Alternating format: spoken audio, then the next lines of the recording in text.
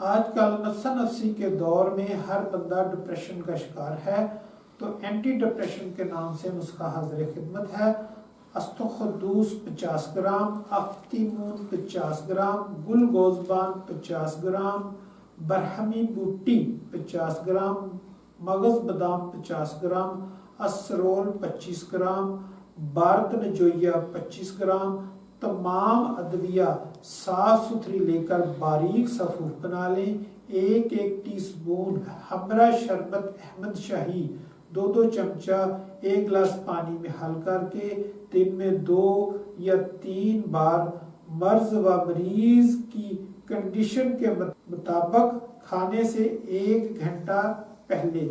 फ़वाइद के लिहाज से तकरीबन अरसा 40 साल से मामूली मतलब है। डिप्रेशन, बेख्वाबी, दिमागी कमजोरी, नसियां, तफक्करात, चक्कर आना, बवजह दिमागी कमजोरी, सरदर्द, शकीका, बंद नज़ला और ज़ुफ़े बसर के लिए इस नुस्खा को इस्तेमाल करवाएं। ज़बरदस्त रिजल्ट का हामिल है।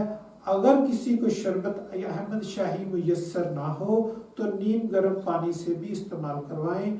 अगर आपको हमारी ये वीडियो पसंद आए तो लाइक और शेयर कीजिएगा। शुक्रिया।